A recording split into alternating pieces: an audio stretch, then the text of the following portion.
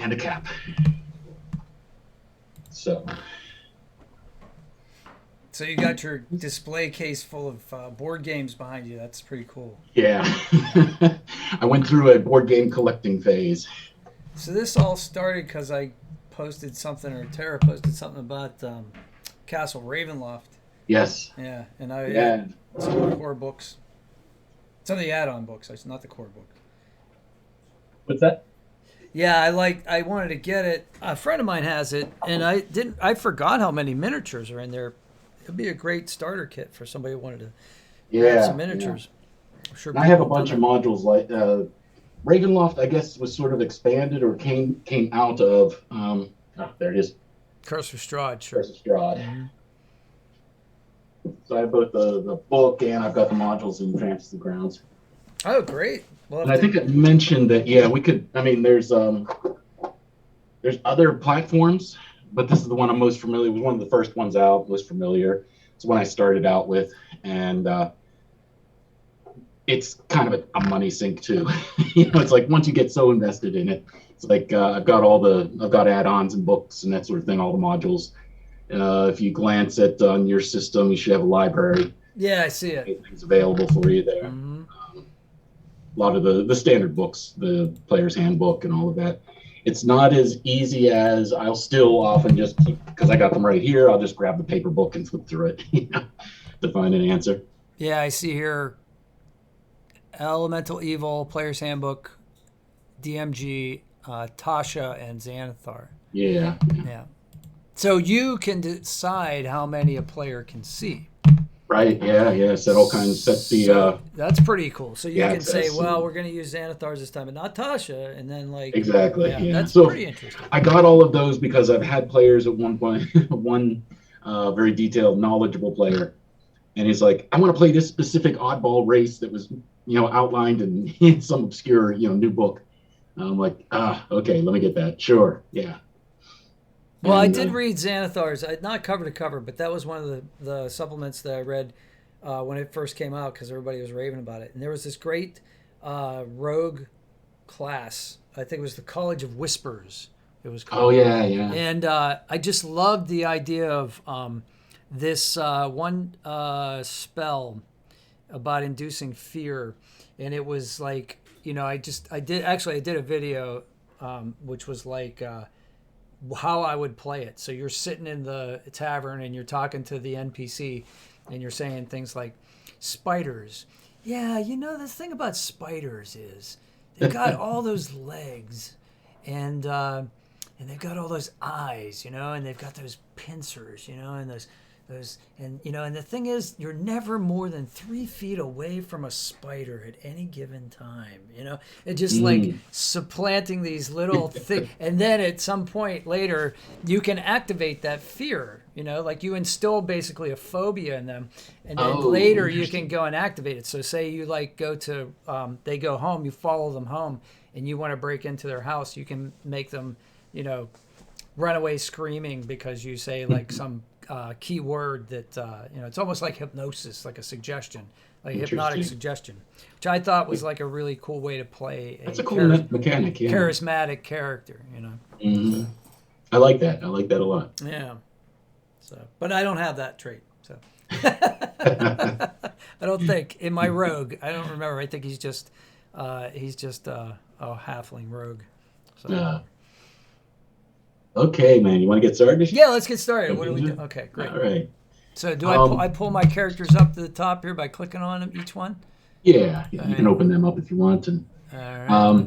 oh yeah, right. Yeah, I'm gonna have to learn some of the mechanics, I think. So. Oh, don't worry. Yeah, that's what I had to brush up on too. It's been a while, so I was like, combat's probably the most complex, and that's why I was running your characters through combat, and I'm like, wait, he doesn't have any weapons. Oh, good. So that was I was just like brushing up on it. Good call. Oh, there you go. Cool. All right, they're all. Yeah, they show up on my screen as well, top corner. Great.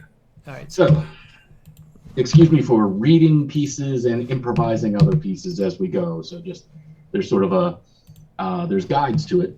Looks like Rebecca's coming in. Cool. Yep, that's cool. She was just curious. Has been curious about this. And whenever I was telling her, just running it with you. No, I think it's great. Yeah. And oh, I should say for the record tour, you're going to edit all of this as well. Yeah. This campaign, it's not even a campaign. I would classify this as a one-off in D&D parlance. Mm-hmm. And one-off campaigns are just sort of, they can be concepts that a DM wants to play with. Hey, I want to try this idea out, and that's kind of what this is. Cool. I've run other campaigns for people and tried to run like Strahd and that sort of thing, but they are very long term. It's like months and months to get realistically to get through it. It's hard to get enough people together on common nights and days. And the thing is, even online, yeah. I think what happens is, for me personally, you're sitting there with 4 or 5 people. Combat takes longer. You don't get as many chances to like make your characters do what you want them to do. I prefer one-offs. In fact, that's when I DM. That's what I like to write. I like to write one-day scenarios because. So I was struggling with they each one kind of fell apart at one point or another. We tried different campaigns, and mostly I've started doing some analysis, thinking about what's good, what's bad about them. Mostly it's the long term, the length of them. Yes. And as you get older, you don't have 6 or 8 hours to dedicate to let's play D&D today. What's the Netflix movie show now with the kids playing D&D? You don't have that anymore when you're not 14 to be able to sit for 6 hours. Yeah. Stranger Things. Yeah. But you used to do that, but adults have a harder time getting together like that, like you said. So this evolved. I said there's got to be a way to do something that you can get in, get out. Just in a couple of hours at best. Cool. And that's what these are geared for. I found a guy that was providing them free ones. And so I took those. They were just in PDF kind of format or just an email format, and broke them apart and put them into the modules in Fantasy Grounds. Mm-hmm. Took the images that it made. Some give full credit to them. I like the theory that he's doing. It's arranged more by scenes, so it's more like a play. Nice. And you walk through, and he's broken it down with descriptors and sections to each scene, and it's kind of a neat idea. And so you're my experiment. Oh, that's perfect. That's great. No, that's great because I'm experimenting with OBS for the first time. I've never used that. I'm experimenting with Fantasy Grounds for the first time as a player, so I've never used that. So this is great. I think that's great. So we can just mess around and if this works, I'll do one of my start work on some of my own like that. And just put it into this kind of I like the way it's set up, and The other thing we have to be aware of is there's a timer on Zoom. Oh, yes. Only because I have the free account. So since there's 3 of us, we will eventually get kicked off in about 40 minutes, and then we'll have to sign back in. But that's all. Okay, we can deal with that when that happens. Good. At least it's not the game itself being hosted, so the video will drop out for a bit. And then we'll have to all sign in again. Yep. No worries. Cool. Okay. So, one of your characters, doesn't really matter which one, is we'll call him the main. So I'm telling this sort of from his perspective as you're walking through. That'd be Bomber. He's the Bomber. I kind of figured he halfling like you're rogue. He was the first one. He was very fleshed out. Yeah. So Bomber is walking through. Classic tavern setup, and just looking to get a drink, get a meal at the end of the day. Mm-hmm. And as he's walking past tables, you are overhearing bits and snippets of conversation, and he walks past one rather long table with several people seated at it, and that's your group seated there. And he hears them discussing. He's like, you overhear pieces. So 2 casks of oil, a buttered piece of bread, and a wet sock. That's all you need. And you go for his wife catches his ear, and he's walking past them. And another one is saying, so I pushed this skinny little orc, and I shit you not, he fell apart, and 3 goblins ran off in different directions. And that sort of really intrigues you. He's starting to listen to the conversation. They notice that you're listening to them, and one of them is more scholarly type, high elf, which you find kind of odd sitting with such a mixed group here. He says, hey, you, come over here. Settle a bet. What do you call a group of owlbears? A sleuth or a parliament?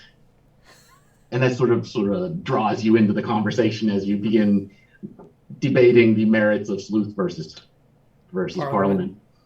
And your discussion gets more and more involved, and you realize you all have you're all relatively local this area, and have each has lived here, but you really haven't crossed paths before. You've gone in different directions now in different races, as it were, too. As you're sitting there arguing and discussing, you see a rather large gentleman walk into the tavern, and a very commanding kind of presence, thick red hair, just tall, and you know him by reputation more as the local baron, Rennick, or Rennet, I believe is his name. Yes, Henrik Rennet, local baron. And he's walking through, and he notices your table, notices all of you. He's just sort of assessing everybody as they come in, and eyes turn towards him because he is known in the area, generally known as a fair and good leader. He seems a little distraught. He runs his hands through his hair a lot. He seems a little put out. He comes to your table and he says, "I recognize you. You've been around here before. I wonder if I might have a word with you." And he asked if he could join you for a moment, or if he could have a word and talk with you for a second. We'd be honored.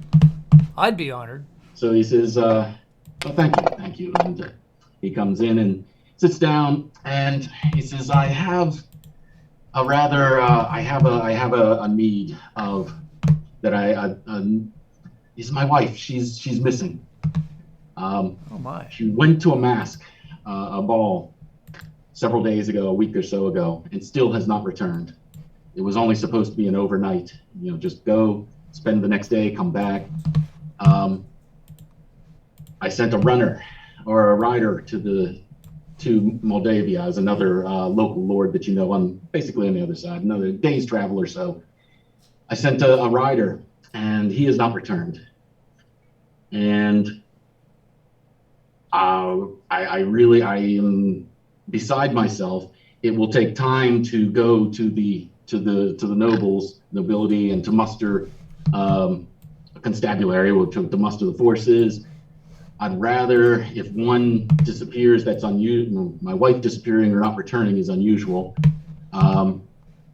A single rider disappearing, it could be bandits, wolves, bears, whatever along the way. I need to know what's going on. I'd like to. Would you be interested in helping me with this? Yes, I feel for you. I don't know what's. I'm honored to meet you. First of all, I've heard great things about you, and I'm honored that you would even approach us to trust us with this task. Well, of all the group in here, of all the tables, you seem to be the most competent. The rest of the tables are varying degrees of drunk or falling, or older, younger. Oh, we just got. You seem to be the best. You seem to be the best of the best here. And as I said, I can't muster to muster forces from my lord would take time. I'd rather send a group out. Like a sleuth of with a better chance of returning. Yeah, we'll be your sleuth of owlbears for this mission. Absolutely. I'll meet you, or meet me later at my estate. And he makes a motion to the bartender that he's got your tab for this table. So he's covering your meals, covering your bill basically. Yeah. He's I will expect you then at my estate later, and he makes his way out. Wow, that's something else. So are the people at the table the rest of the metagaming? Oh, you all agreed, and yeah. But they're the rest of my party. Correct. Okay. Right. This was your group. Great. And the old man, the old high elf, that's one of my characters. That's that's Legolas. Zinnick, your wizard. That's the wizard. Yes. Zilix. All right, cool. Oh yeah, he is a high elf. All right, great. It's an odd collection of people. So it was fun. I think it was an interesting group. Bizarre. So, well, that was just I was just playing with different classes. All right. Oh yeah, yeah. So, yeah. So Bomber wants to order some something to go from on the tab because that's the kind of guy he is. And Zillix is like, look, we don't want to take advantage here. And Bomber's like, look, he has so much money. You know, he doesn't know what to do with it. Plus, we're going to be going on a mission, and we're going to need to eat. Sustenance. Yes. What about second breakfast? Exactly. You've got Took in there. Yeah. What about second dinner? So, all right, yeah, let's get it together and let's go see what he has to say. So, Zillix, you know, I think Zillix would say, look, grab some gear. You don't know if he's going to send us out immediately after he kind of gives us the briefing. So let's not waste any time here. So it is water. So the rest of the guys are yeah, they're pretty well equipped, I think, because they just came back from the mission they were bragging about. Yes. So so everybody's got their gear and we're ready to go. So let's go to the estate. So you got to go to the Henrik Rennett's estate. Relatively close. It's a small village. He's at one end. His manor house, rather, is at one end. And you're shown in by some of the help, shows you in, escorts you in. And the Baron is sitting on his chair at a table with his head in his hands, and he's just sort of anxious beside himself. He's just says, I'm nothing without her. I really, we've been together. She helps me run this whole, the villages. She helps me run this barony.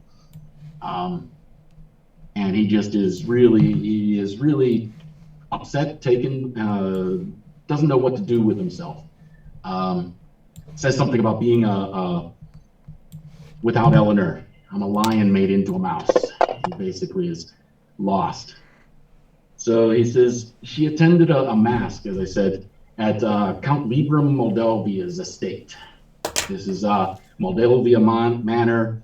It was several nights past. She should have returned. It was an overnight, a day's trip there, party, and a day's trip back. She should be here. She hadn't turned up. I sent a rider to check on her.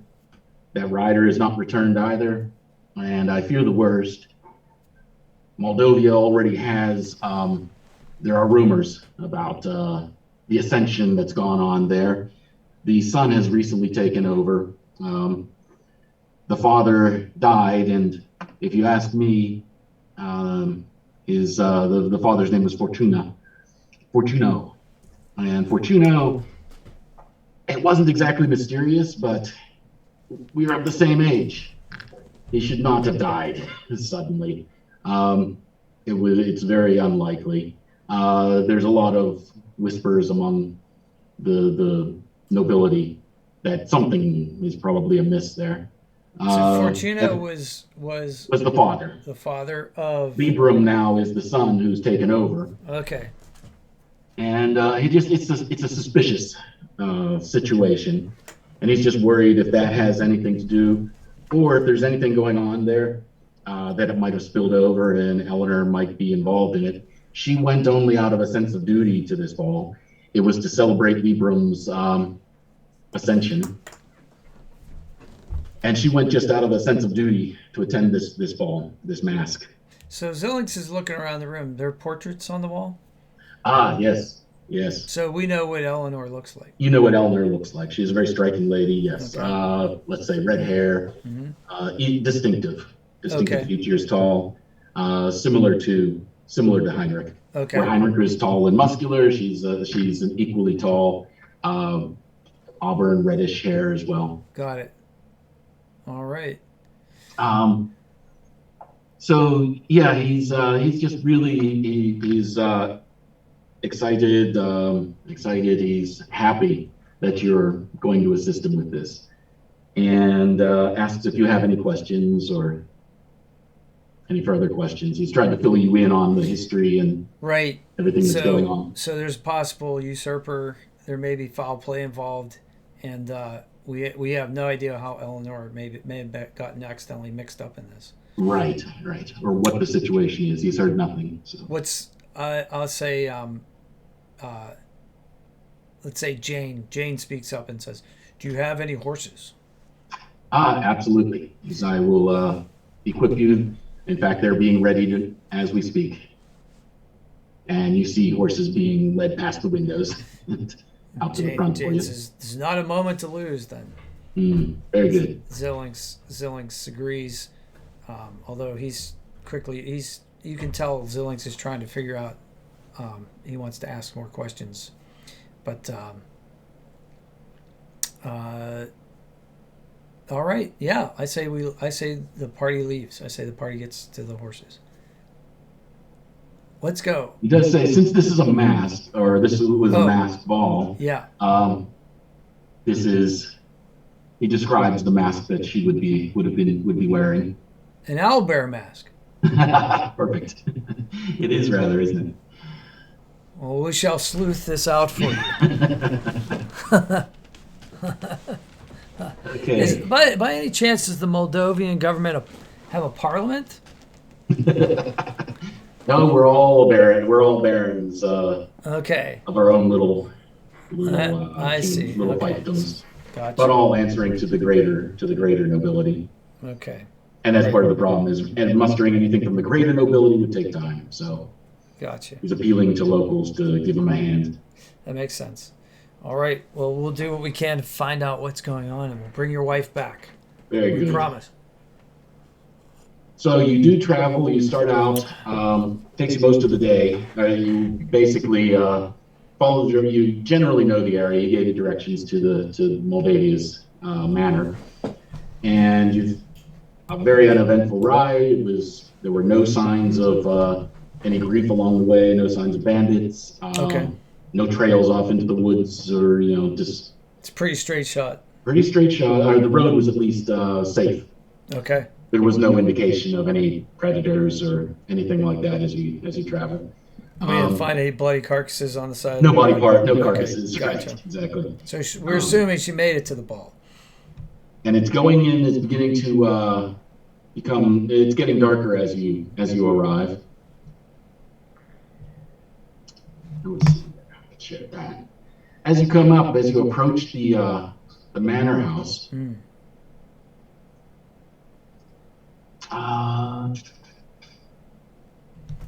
So it must have been quite some party. It's a weathered and very gloomy manor. Kind of sits back among some dense, sickly-looking trees, and you notice mold and moss is collecting along the stone walls and under the eaves. As you look at this, it's really not 2 floors. It's with very tall rooms inside. Tall windows ring the manor walls. The front door is closed, and you can see off to the side, off to one side, stables and outbuildings. You can see it through the gloom, the gathering gloom. They lurk along this tree-lined, tree-covered path, and you can hear to the other side, to the right, to your right, sounds of a pond, frogs and such, water, birds and things.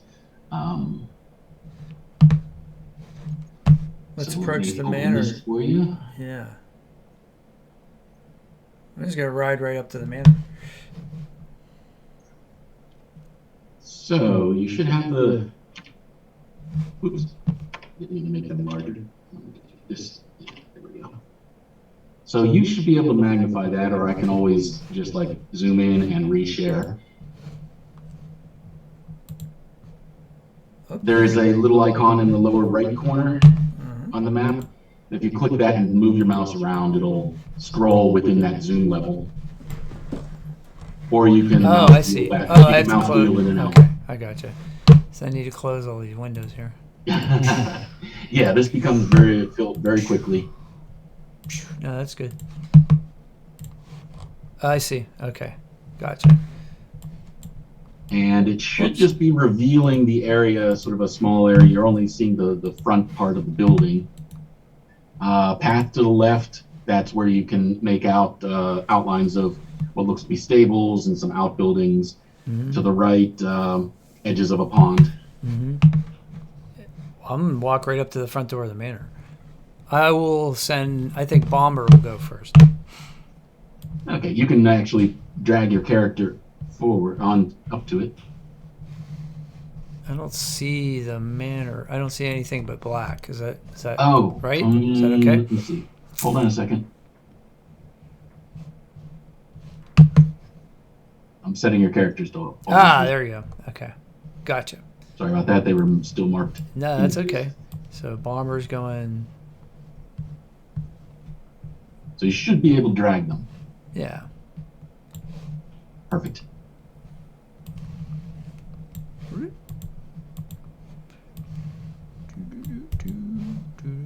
Oh, neat. Okay. Am I doing this right or no?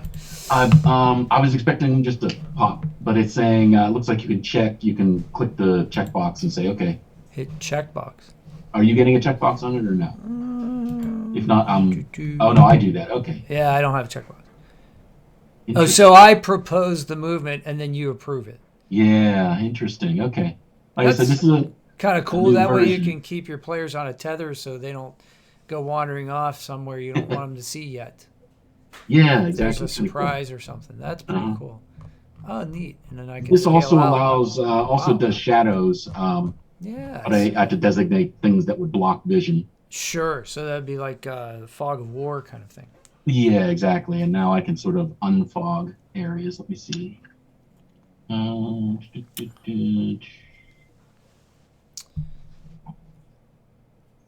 right there. Oh, cool. I just double click on him and boom. There he goes. Oh. So Bomber wants to go right up and open the door. Zilling says, Bomber, hold your horses. And he casts Mage Hand to try the doorknob. Ah, okay. So let's see. What I'm trying to do is figure out I can reveal the fog here. Okay. I'm just trying to remember how I do that. So since Mage Hand's a cantrip, I don't have to do anything. Like I don't have to. Correct. There's no spell slot. Oh, there we are. Okay. Okay. Whoops. Get up there, Legolas. There we go.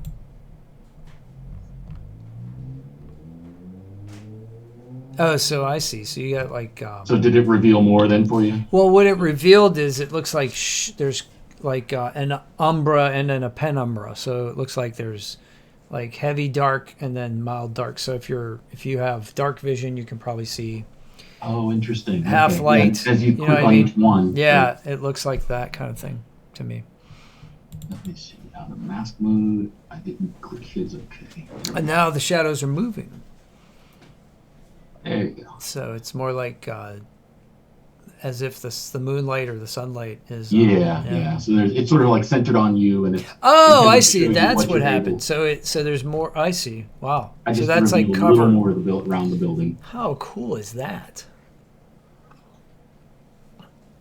Okay, right. So you try the door. You try Mage Hand on the door. Mm-hmm. And I think Mage Hand is only good for about 10 pounds, but yes, it seems like the door is unlocked. Mm-hmm. But this is a rather large door. Well, the door won't move, but it seems unlocked. Yeah, okay. It seems to be unlocked, yes. Jane gets impatient and just says, "Arr!" And he goes up and opens the door. Very good. Or attempts to open the door. The door does open for you. Okay.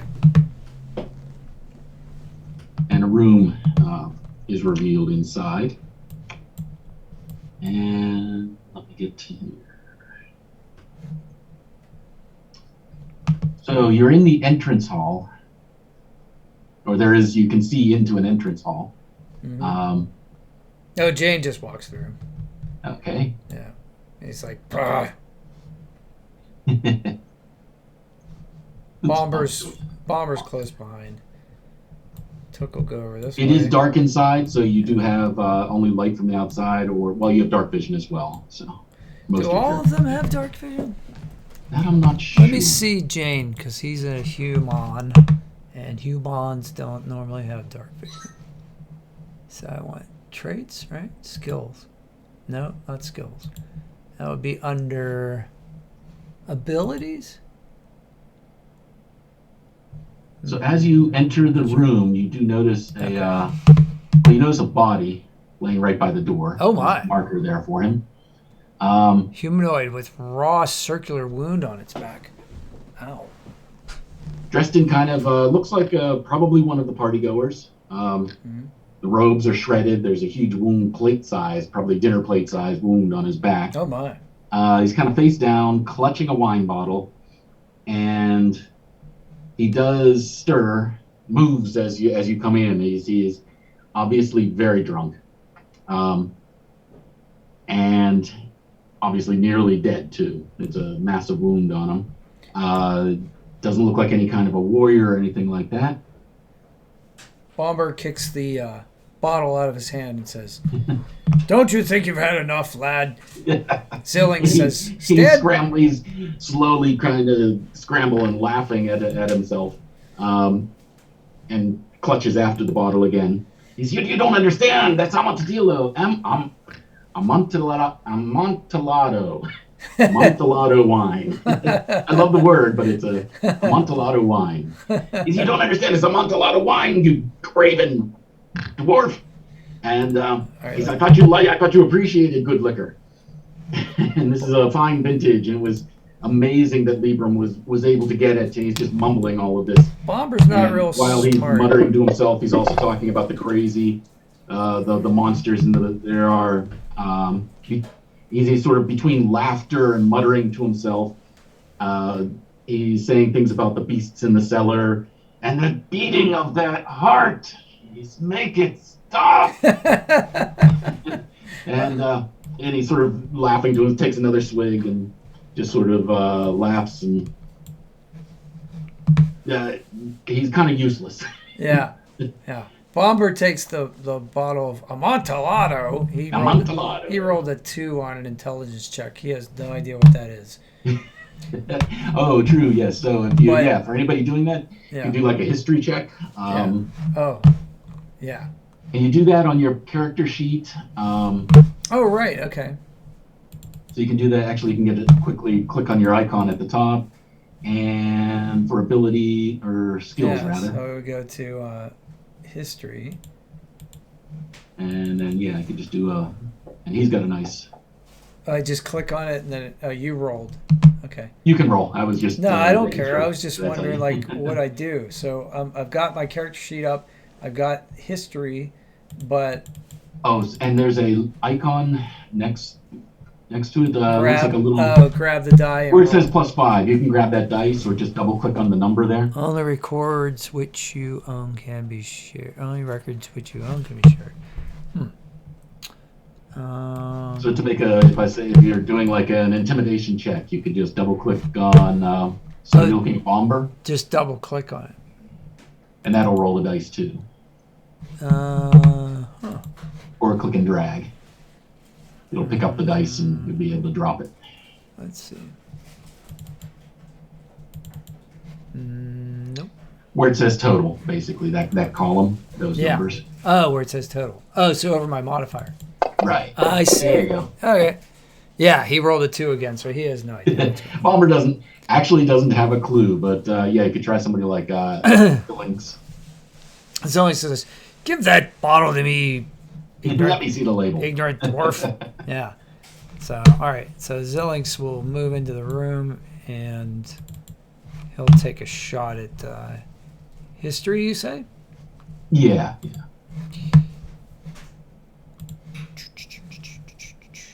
Oops.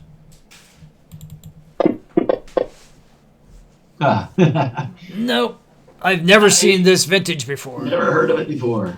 Anyone else can try to. Let's say DC 12. Where's the elf? Maybe it's elven wine, he says. And takes a shot at it under.